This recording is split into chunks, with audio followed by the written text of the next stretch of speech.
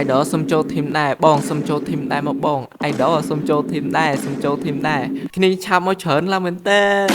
មិនខ្ញុំចង់តបទេតែមានគ្នាយើងខ្លះគឺគាត់យល់គឺគាត់អត់ខឹងខ្ញុំទេហើយក៏មានគ្នាយើងខ្លះគាត់ខឹងខ្ញុំដែរដោយសារតែខ្ញុំអត់បានតបនិយាយទៅអធិស្ស្រ័យអ្នកគ្នាខ្លាំងមែនតើដោយសារថ្ងៃហ្នឹងថ្ងៃសុកអីនៅតែមានអ្នកឆាតមកទៀតនិយាយទៅ team យើងគឺរើសនៅថ្ងៃច័ន្ទហើយគ្រាន់តែបើកថ្ងៃច័ន្ទហ្នឹងភ្លាមខ្ញុំតបឆាតអស់រយៈពេល4ម៉ោងគឺ team ពេញតែម្ដងហើយនៅតែមានអ្នកបន្តឆាតមកទៀតហើយខ្ញុំក៏ព្យាយាមប្រាប់អ្នកគ្នាក៏ដូចជាខ្ញុំព្យាយាមចេញវីដេអូដែរប៉ុន្តែនៅតែមានអ្នកឆាតមកដដែលហើយខ្ញុំចេញវីដេអូមកនេះគឺខ្ញុំចង់សុំទោសអ្នកគ្នាដែលខ្ញុំអត់បានឆ្លើយតបឆាតអ្នកគ្នាអស់ដោយសារតែច្រើនខ្លាំងពេកនិយាយទៅបើសិនជាបូកសរុប mistake ទាំងអស់ដែលគ្នាយើងបានឆាតមកខ្ញុំគឺចូល 1k ទៅ 2k អីអ្នកគ្នា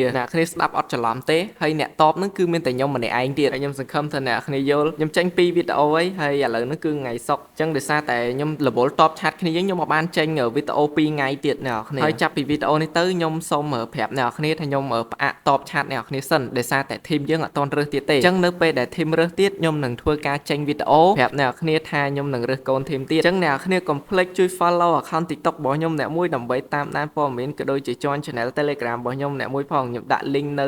ខាងក្រោម profile របស់ខ្ញុំណាអ្នកគ្នាអញ្ចឹងអ្នកគ្នាកុំភ្លេចតាមដានខ្ញុំព្រោះថាខ្ញុំអាចនឹង update ព័ត៌មានថ្មីៗចូលទៅកាន់ Telegram មុនហើយបានធ្វើវីដេអូផ TikTok ជូនគ្នាយើងតាមក្រោយនិយាយទៅខ្ញុំពិតជាអរគុណអ្នកគ្នាខ្លាំងមែនទែនដែលមានគ្នាយើងគាត់យល់ក៏ពិតជាសូមអធិស្ឋានដល់គ្នាយើងដែលខ្ញុំមកបានតបឆាតផងហ្នឹងហើយខ្ញុំពិតជាសូមទោសខ្លាំងមែនទែនអញ្ចឹងវីដេអូរបស់ខ្ញុំគឺមកចង់ប្រាប់តែប៉ុណ្្នឹងទេហើយគំថា content និយាយពីបញ្ហាហ្នឹងគឺលែងមានទេអ្នកគ្នាអញ្ចឹងយើងមានជួបគ្នាវីដេអូក្រោយទៀតបាយបាយ